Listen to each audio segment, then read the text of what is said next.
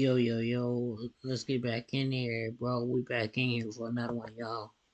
Um, let's go. We got another video for y'all. Let's see what we got on the home screen. Let's see what's happening. Okay,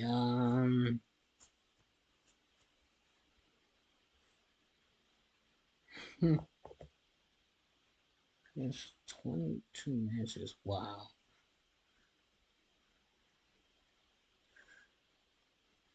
Okay, new Spider-Man news. I doubt it's anything too much, but we'll see. Come on, let's go.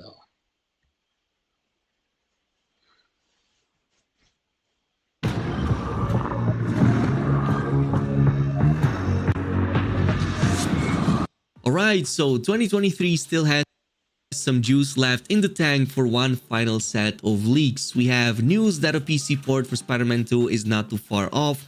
One of the Spider-Verse games gets cancelled, and now Rockstar Games is getting hit with a source code leak for GTA 5. Plus many things to discuss about, really eventful end of December, and I do hope that you're all having some amazing holidays. Now news of PC port have been going on for a while, plus everyone kind of have expecting it, as this has been part of Sony's strategy for a while now to also release their first party titles on the PC version too.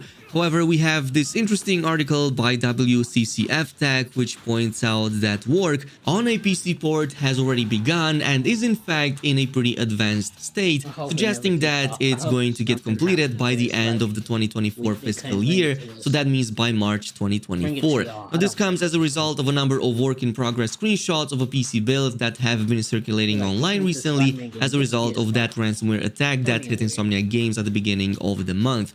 Obviously, this includes just bringing the game to the PC platform, not the flashing out of any bugs, QA, plus the fact that typically Sony also likes to wait at least 1 year in between the console and PC release of their first party titles, and in some cases even 2 or more, like for example with the 2018 release, the PC port only came out in 2022, so almost 4 years later. But this was right around the time that Sony started implementing their new strategy of adding PC ports. So we could see a much shorter time window this time around, with the article suggesting 2025 being a likely candidate. Now this also means that if you're a PC player and are looking forward to enjoying the game, you're probably going to get the best version of it too, including any patches, bug fixes, and additional content that gets released from now until that port comes out. Quick reminder that the previous Marvel Spider-Man launched with all the patches on the PC, all the fixes, suits, plus the DLCs from the base game, but also included some extra suits just for the PC version and the improved graphics and DLSS from the remaster. But it's not all great news. At least one of the projects talked about recently in the leaks has been confirmed cancelled. Mostly it seems that the Spider-Verse multiplayer game that was pitched at some point to Sony. In fact, Jason Schreier was the one that reported a few days ago that the multiplayer game got cancelled a long time ago, according to people familiar with the company's plans. Now, I was personally most excited about this game and the possibilities that a concept like this could bring to the Spider-Verse. The pitch also included Spider character creation and picking between different Spider heroes that would fit slightly different roles, having somewhat different stats and whatnot, some focusing on agility, defenses, powers, and so on. So it really seemed very exciting, but yeah, unfortunately that has been scrapped a long time ago. This also explains why Insomniac's schedule from 2025 and onwards looked so busy at first. It's because likely it included many of these projects that have since been scrapped. Now, the Bloomberg article suggests many other documents and leaks may also no longer be accurate, not just the one involving multiplayer. I was thinking that the Venom game could have been in this category at some point too, until Insomniac probably saw that the fan feedback is really favoring a Venom game, a standalone Venom game. Probably the only reason we actually get to see it is because of that tweet that Brian put at some point. But there are likely many more, like recently some entries mentioning a Silk standalone game have also been uncovered. It's likely that the pitch existed, but maybe the character will get reserved for the following sequel. It's That won't not be only coming out projects in getting cancelled, it seems that a good 2027 portion or of the second 2030. half of Marvel Spider-Man 2 also got cut, especially ones involving the Venom I saga. just gotta say Recently, there's that been an was too interview long with ago. Insomniac's Brian It's Intihar at that least 3 confirms a years from now. significant portion got removed And if because it did 2030, not meet okay, Sony's quality okay. standards. Story. I I'm not. remember I when don't know if I'm there gonna was one live in part in the 30 years old. project where we realized that the back half of the game was we weren't going to make it. Like we weren't going to hit the quality bar, and So this explains what Tony Todd said during the launch of Spider-Man 2, the fact that 90% of his Venom dialogues did not make it in the final release. It's because Sony thought it wasn't quite up there, so Insomniac had to remove it while not breaking the flow of the narrative, and still be able to stitch all of that story together to make it make sense. And it sounds like this was done fairly late in development too. I'm surprised honestly that the game even came out as soon as it did. But I would have still preferred a lower quality narrative involving Venom than having to play as MJ in the most critical and important part during the symbiote infestation. Not that I have anything against giving her more moments to shine, they were definitely better than the previous game, but her involvement in the most critical and dangerous parts of the narrative didn't make too much sense for me. Like, they definitely felt the most disconnected from the entire narrative I've seen until then.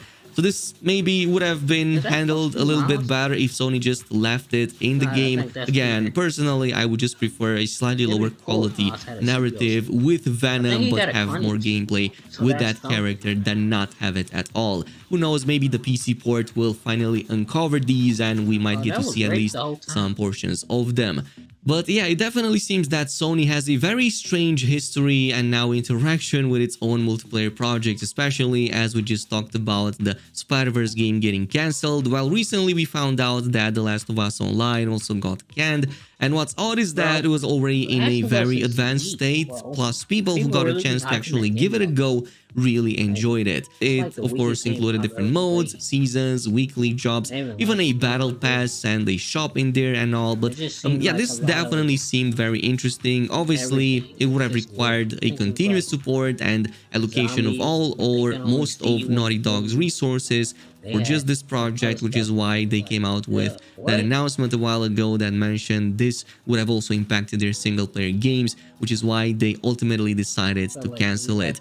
But yeah, sad to see this going. It would have been amazing. Maybe Sony could do something with it, maybe pass it to a different studio and kinda just take the reins on it. But yeah, I doubt that really. Now, recently, God of War Ragnarok has been making serious type of thing.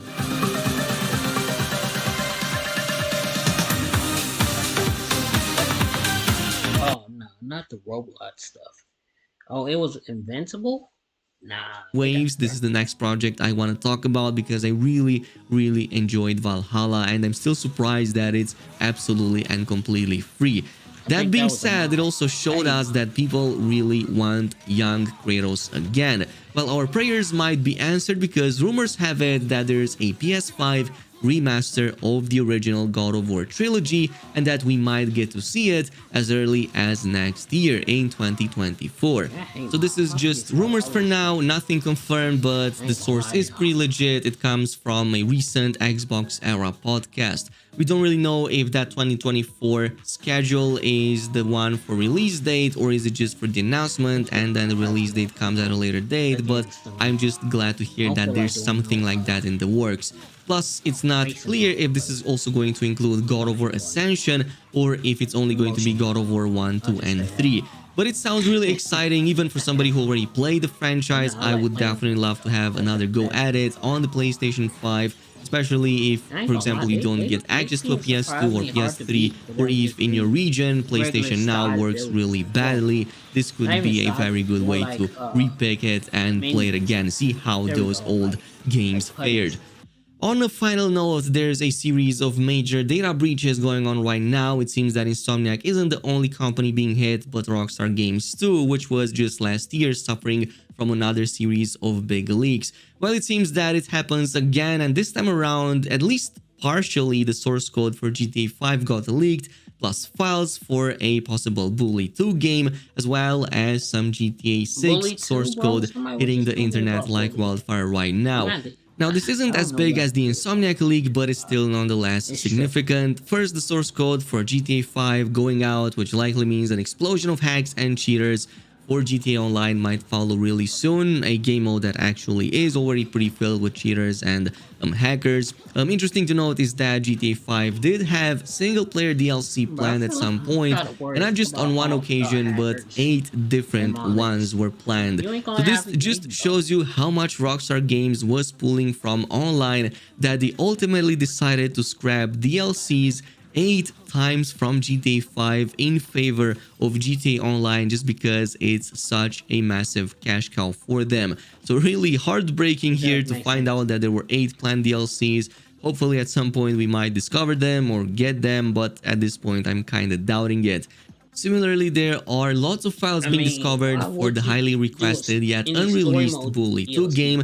So this goes as far as even showing concept arts, 3D models, and screenshots of various characters, locations, and even gameplay concepts that you can find online basically if you just search it. But I'm not gonna like display it in this video for obvious reasons. Plus, portions of code from the upcoming GTA 6 also seems to be part of it. Again, not sure what the significance of this is as of yet, but it does seem that these companies definitely need to bump up their security measures. In any case, this is about it with the news. Thanks so much for watching, and I'll see you in the next one. I like that they went back to Spider-Man to show you this wasn't a video about GTA 6. You know, keeping it. That's crazy. Well, anyways, I might see y'all tomorrow. I might see y'all later on today. I don't know.